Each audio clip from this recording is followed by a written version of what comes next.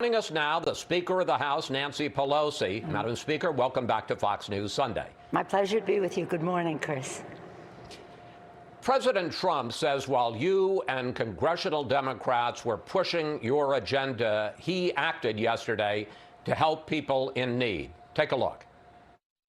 Nancy Pelosi and Chuck Schumer have chosen to hold this vital assistance hostage on behalf of very extreme partisan demands and the radical left Democrats, and we just can't do that.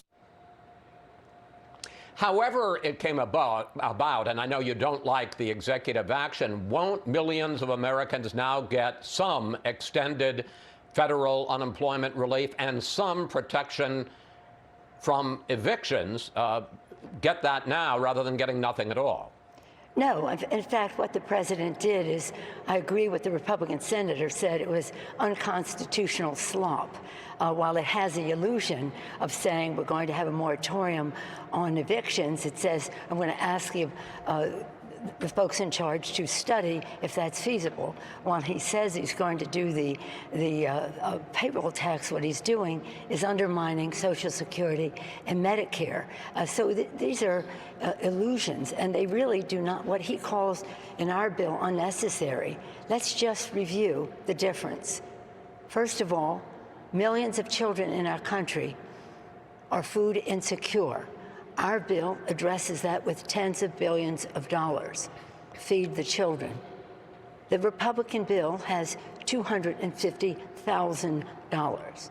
While our bill addresses those who are on the brink of eviction, we use the numbers from the Princeton Eviction Lab and the Low-Income Housing Coalition to show how many people will be evicted and what their needs are, and that could come to tens of billions of dollars.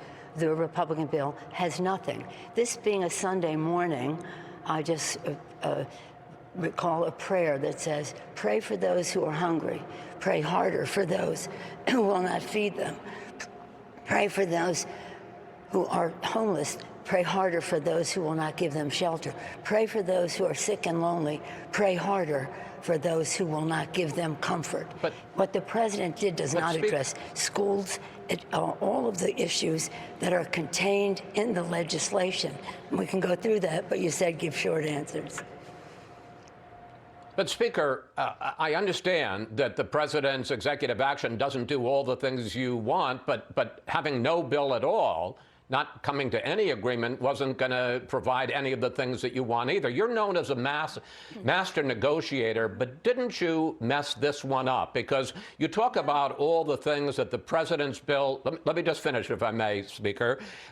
Now, because there's no deal at all, cities and states won't get any money. There's no money for the post office. There's no money for hospitals. There's no money for state boards of election. You knew that the president was threatening to take this executive action. I understand that you weren't going to get everything you wanted and didn't get everything you wanted, but should you have cut a deal? And are you ready to go back into talks to try to come up with a fuller package? Well, clearly you don't have an understanding of what is happening here, both in the weakness of the president's executive orders, which don't give the money enhanced benefit, but puts a complicated formula there, which will take a while, if at all, to accomplish, to put money in the pockets of the American people. What we have said, we're going to honor our heroes, state and local, healthcare workers, et cetera, first responders, teachers, and the rest. And that's part of our argument, is how much are they willing to do. Secondly, we're going to stop the, if I allowed you to finish, you allow me to finish. They're going to, let's open our economy by addressing the virus, which the president has ignored for months now, to do the right thing, scientifically based. And third, let's put money in the pockets of the American people. So what the president did doesn't even accomplish what he sets out to do in the categories he did. But we said to them, we'll come down $1 trillion, you go up $1 trillion. Meet us halfway, and we'll be able to have an agreement that meets the needs of the American people. Excuse me. I understand, Speaker, but the point I'm trying to make is they were offering $150 billion for cities and states. You wanted $900 billion. The result of no deal is that the states and cities, which we all agree do need some money, are going to get nothing. I guess the question is, and I'm not saying it's all your fault any more than it's all the Republicans' fault, but the failure to make a deal is going to result in a lot of people and a lot of entities that were in need ending up with nothing. Well, how do you justify tens of billions of dollars to feed the hungry to $250,000? You understand how far apart we are just by that example. Let's bring all of that together. You contend that they're putting up money for elections. No. You contend they're helping with the post office. None of that is in their bill. So when you look at the amounts that are in their bill, it doesn't have any of that. Our bill does. But let's put it this way. We have to reach an agreement. Children are food insecure. Families are at the risk of being evicted. The virus is moving like a freight train, even though the president has ignored and delayed and distorted what that is. Something's wrong. When you look at those executive orders, either the kindest thing I could say is he doesn't know what he's talking about, or something's wrong there. Something's very, very wrong there. So to characterize them as even accomplishing what they set out to do as something that is that would take the place of an agreement is just not so. You suggested that President Trump does not have the legal authority to do what he did yesterday. Are you talking about going to court? Because if you do, you must know that the practical effect of that would be, if you're successful, that you would be blocking. I know you'd think that they should be $600 rather than $400, but you would be blocking, if you were successful, the millions of unemployed workers from getting any federal benefit. Well, two things. First of all, your last point.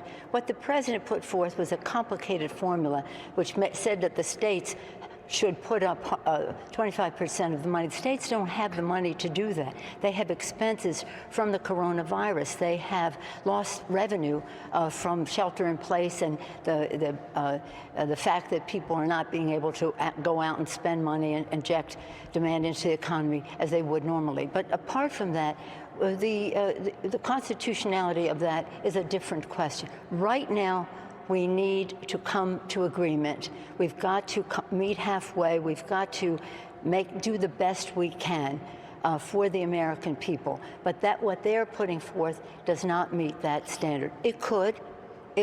And we care so much about the fact that people are in need. Our children want to go to school. Our parents want them to go. As a grandmother and a mom, I understand the angst that is with that.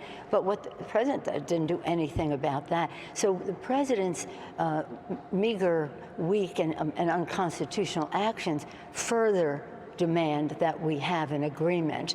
And any constitutional question is a separate issue.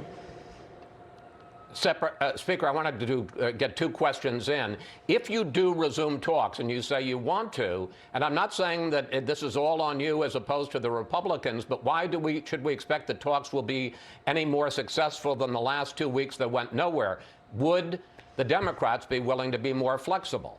Well, we said we would come down $1 trillion. Now, it doesn't mean that we have things in there that we would cut out. It means that we could talk about how long our provisions would be in effect. So we can take things down instead of the end of September of next year, a shorter period of time, and we'll revisit all of it next year anyway. So by changing some of the timing, we can come down. But by and large, what we have in the bill addresses the needs of the American people. And we have and part of the time that it's taken for us to go back and forth is to demonstrate to the Republican negotiators the justification, the documentation of what it means in terms of what we need for feeding the hungry, what we need for helping people who are on the verge of eviction, what we need for schools. Speaker, I understand all that. I got one last question I'd like to get in the time on a completely different subject. The intelligence community came out with a report this week that says that the Russians are taking, their words, a range of measures to undercut Joe Biden and to help President Trump get reelected. But they also said that China and Iran very much want to see the president defeated. Are you worried about foreign interference from both sides? No, in fact, what I'm concerned about in the intelligence report, and we have Leader Schumer and I, Chairman Schiff and Vice Chairman, whatever they call it in the Senate, Warner, have written to say you have to release the information, not sources and methods, but the American people need to know what the Russians are doing in this case, and the American people believe that they should decide who the next president is, not Vladimir Putin. They try to blanket it with the Chinese, they said, prefer Biden over, we don't know that, but that's what they're saying. But they're not really getting involved in the presidential election. I've been a critic of China for over 30 years. I take no second place to no one on my criticism of China.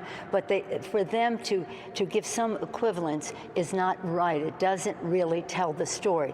But as long as they tell the whole story about Russia, then they can hide it any way they want. But the American people need to know. This is our sacred right. This is our elections. And in every way, we must make sure the American people remove obstacles of participation and obstacles in terms of intelligence to make sure they know what is at stake. Speaker, in the hopes of negotiations, I'm going to take you off the stage and put Secretary Mnuchin on so he gets to talk as well. Thank you so much. Thank you for your time. Always good to talk with you. My pleasure. Thank you, Chris.